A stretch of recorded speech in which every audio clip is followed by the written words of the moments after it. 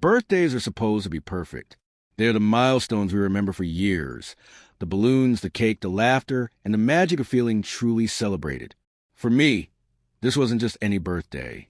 It was my daughter's special day, one I had planned for months with every ounce of love and effort a parent could give. I wanted her to walk into that room and feel like a princess in her own fairy tale. That's why I spared no expense. I booked a $3,900 venue, an elegant space with twinkling chandeliers, glossy floors, and decor that could rival a wedding reception. Everything had to be flawless. I imagined her eyes sparkling with wonder as she saw her friends gathered, the colorful decorations, and a grand banner welcoming her to her big celebration. But sometimes, life has a strange way of twisting even the best-laid plans. Sometimes, perfection shatters in the most unexpected way. The day arrived, and my heart raced with excitement as we approached the venue. My daughter's little hands clutched mine, her face glowing with anticipation. She couldn't stop talking about the cake, the games, and how she couldn't wait to see the surprise banner I had told her about. The doors opened. Music floated out. Guests were already buzzing inside. Everything looked dazzling, exactly as I had imagined. For a moment, I breathed out a sigh of relief. Then my eyes landed on the banner. My smile froze. My stomach tightened. It didn't say my daughter's name. Instead, stretched across the wall in bold, colorful letters, was a message that made my heart sink into the floor. Happy 7th Rose. Rose wasn't my daughter. And in that instant, I knew this day was not going to unfold as planned. The weeks before the party had been a blur of planning, late-night phone calls, and endless lists. I wanted everything to be picture perfect, not just for my daughter, but for myself too. This wasn't just a birthday party. It was proof that I could give her something magical, something unforgettable. I remember scrolling through countless venues online, dismissing one after another. Too small, too plain, too cheap-looking. And then I saw it. The $3,900 hall with golden drapes, chandeliers that sparkle like stars, and a promise of customized perfection for any occasion. It felt like destiny. Without a second thought, I booked it, my heart pounding as if I had just secured the crown jewel of birthday venues. Next came the details. I hand-picked every decoration, from pastel balloons to the shimmering cake stand. I sent precise instructions about the theme, the colors, and most importantly, the banner. My daughter's name was the centerpiece, the one thing I was most excited for her to see. I even double-checked the spelling on the order form, highlighting it 3 times. There was no room for error. Not this time.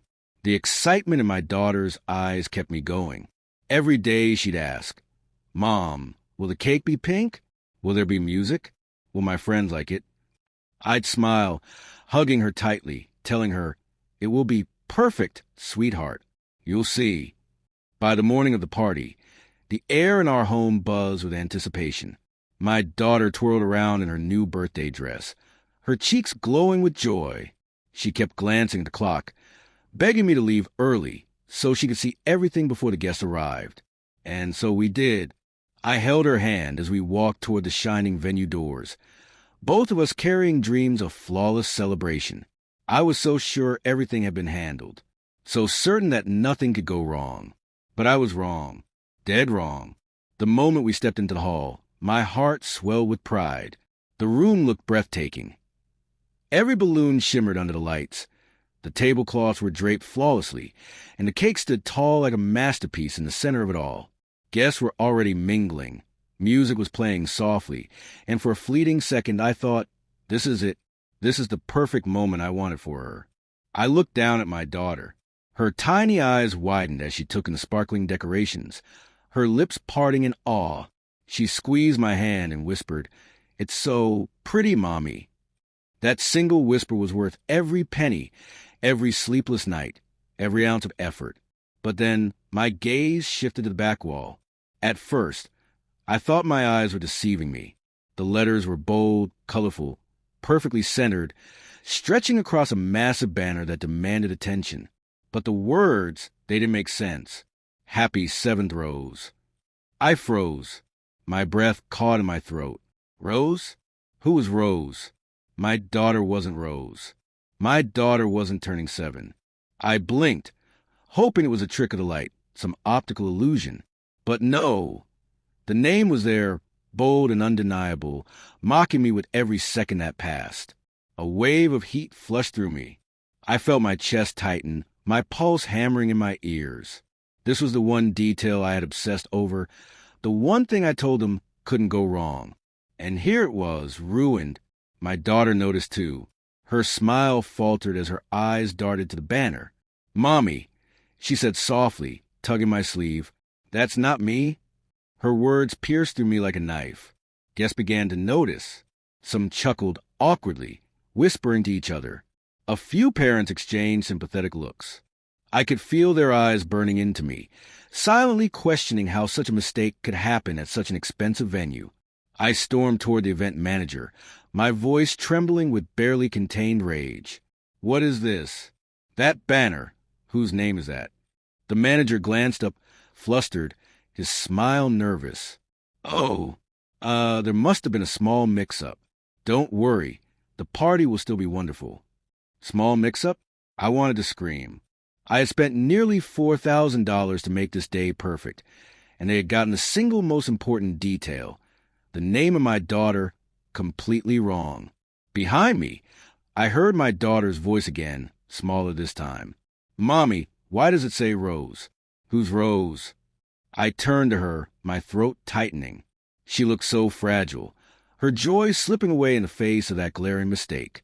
And in that moment, the decorations, the food, the chandeliers, all of it faded into the background, because none of it mattered if she didn't feel like this was her day. And right now it didn't. The room felt colder, despite the golden glow of the chandeliers.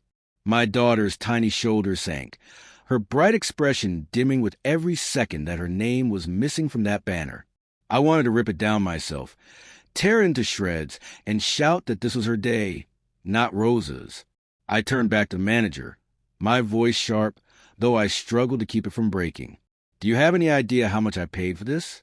I sent you the name 3 different times. I even called confirm it. How could you get this wrong?" He fumbled with his clipboard, flipping through papers as though the answer might magically appear. I see here in Rose, turning 7. Maybe it got mixed into your file somehow. I truly apologize, ma'am, but..." "Apologize?" I cut him off, my tone trembling with fury. My daughter is standing right there, confused, embarrassed, asking why this party doesn't even have her name on it. Do you think an apology is enough? Guests had begun whispering. Can't they make it mine? I knelt down, pulling her into my arms, forcing a smile I didn't feel. "We'll fix it, sweetheart. I promise." But inside, my heart was cracking. I stood again, glaring at the manager. "I don't care what you have to do. Print a new banner. Cover that one up. Write her name in lights. I don't care. Just fix it." He shook his head helplessly. "At this time of day, the printers are closed. The banner company isn't available. We could maybe cover it with balloons or fabric." Cover it? Hide the mistake instead of fixing it? My fists clenched at my sides. This wasn't what I paid for. This wasn't the magical day I had promised my daughter. Meanwhile, the DJ awkwardly cranked up the music, trying to redirect attention. Kids ran to the dance floor, their laughter filling the silence I couldn't escape. Parents smiled politely, pretending not to notice the disaster looming over the celebration. But I noticed. My daughter noticed. And that banner loomed above us like a cruel joke. I realized then this wasn't just about money or a ruined detail. This was about my daughter's happiness, her pride in her own special day. And the venue, the people I trusted, had taken that away with one careless mistake. And I wasn't about to let them get away with it. The banner loomed above me like a taunt, the wrong name glowing brighter than chandeliers. I could feel the sting of humiliation pressing against my chest, threatening to break me down in front of everyone. But then I looked at my daughter, her small hands gripping the hem of her dress, her eyes shifting nervously toward the floor. That was when I knew I couldn't fall apart. Not now. I marched back to the manager, lowering my voice so it carried an edge of authority. "Listen to me carefully. I didn't spend nearly $4,000 for my daughter to be a guest at Rose's party. You need to make this right now." The manager swallowed hard, nodding. I can try to improvise. Maybe find someone on staff who can paint or craft a temporary sign. We have poster boards, markers." "Poster boards?" I hissed. This is supposed to be elegant, not a school art project. Still, I had little choice. I couldn't let my daughter's birthday slip into disaster, while adults argued over logistics. "Fine, do it, but it better say her name and it better look decent." While the staff scrambled, I tried to distract my daughter. I knelt beside her, smoothing her hair. "Sweetheart, don't worry about the banner. Everyone here came for you. This is your day." Her lips curved into the faintest smile. Really, I said, forcing confidence into my tone. "Now, go show everyone your dance moves. I bet no one can spin like you." She giggled and ran toward her friends. The sound of her laughter calmed my storm just a little. But the problem wasn't over. Parents were already whispering. One leaned close to me, offering a sympathetic smile. "These venues, huh? Always a mess somewhere." I forced a laugh, though my insides boiled. This wasn't supposed to be just another mess. This was supposed to be perfect. Minutes ticked by, and soon a staff member appeared with a hastily made poster. It was glittery, rushed, but at least it bore my daughter's real name in bright letters.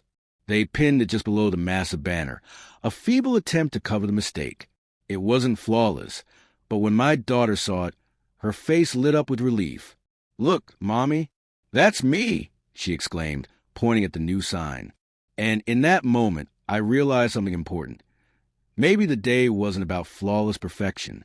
Maybe it was about how she felt. And right now, she felt seen. The rest of the party became a balancing act. Every time my eyes drifted back to the happy seventh rose looming above, my stomach twisted. But I forced myself to focus on the laughter of children, the clinking of glasses, the bright flashes of cameras capturing her joy. The cake arrived, and as she blew out her candles, my daughter closed her eyes with pure happiness. Nobody else cared about Rose anymore. They cared about her. And maybe that was enough. Still, as the party wound down, I pulled the manager aside, my voice low and steady. "You'll be hearing from me after this. Compensation. Refund. Something. Because I won't forget this mistake. Not today, not tomorrow." He nodded nervously, scribbling notes on his clipboard. I glanced back at my daughter, surrounded by her friends, her cheeks glowing as she unwrapped gifts. She was smiling again, radiant, unbothered, as if the banner had never existed. And in that moment, I realized I had salvaged something more precious than perfection. I had salvaged her happiness.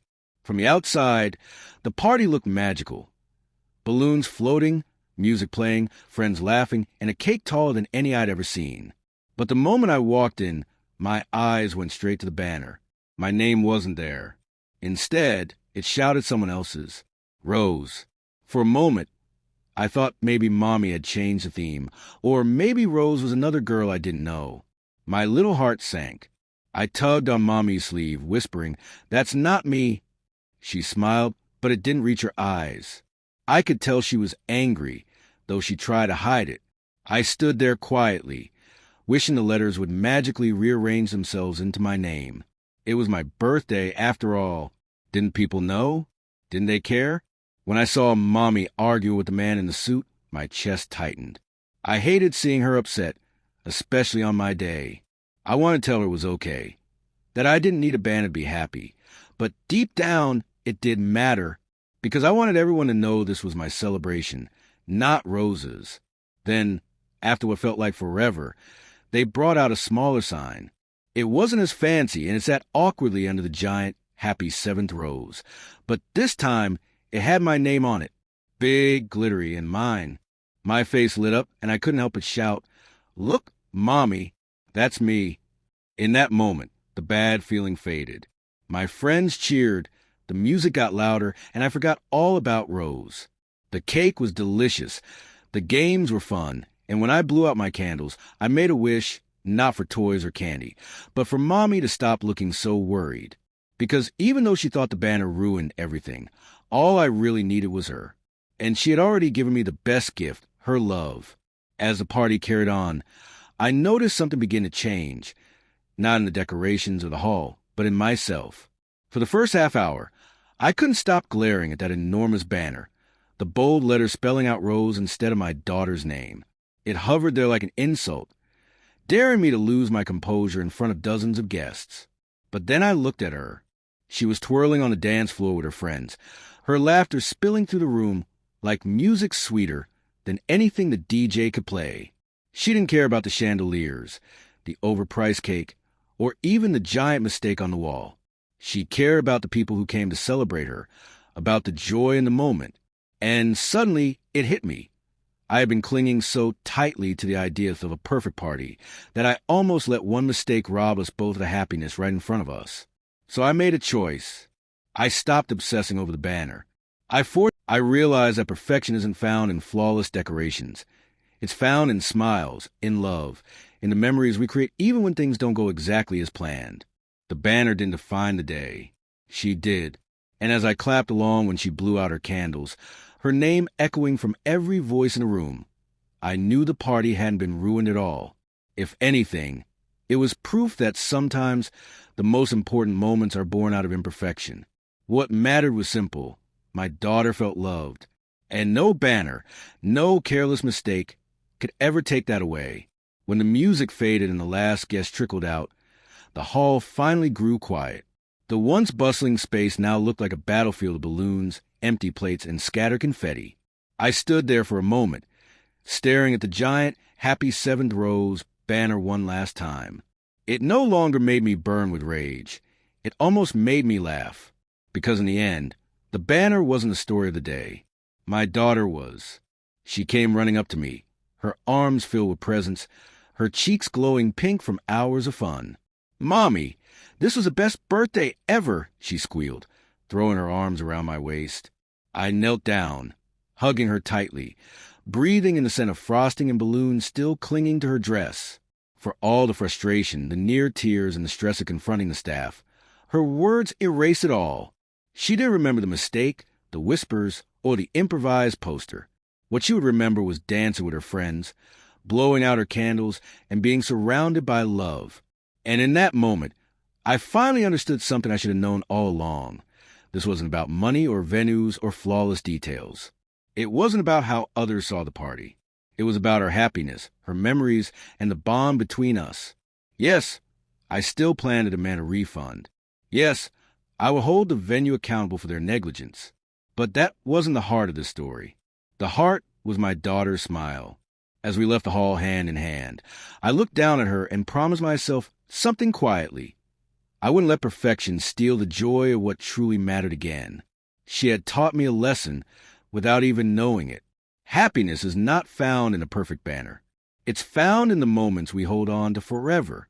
As I tucked my daughter into bed that night, the chaos of the day replayed in my mind. The wrong banner, the scrambling staff, the heat of my frustration. Yet none of it mattered anymore. What lingered wasn't anger, but the echo of her laughter, the sparkle in her eyes as she twirled across the dance floor, and the way she called it the best birthday ever. I realized then that perfection is an illusion we chase, often at the cost of the joy right in front of us. I had spent weeks worrying about every detail. The decorations, the catering, the timing. I thought the value of the day rested on flawless execution. But my daughter reminded me, without saying a word, that the true value lay in love, presence, and shared happiness. The venue's mistake had nearly stolen that from me. But instead of ruining the day, it became a reminder that life will always hand us imperfections. How we respond to them defines what we remember. Tomorrow, I would write a strongly worded email, demand accountability, maybe even a refund. But tonight, none of that mattered. Tonight, all I could think about was my daughter's smile as she drifted off to sleep, her tiny hand clutching a balloon ribbon she refused to let go of. And I knew that years from now, when she looked back on her 7th birthday, she wouldn't recall the wrong name in bold letters.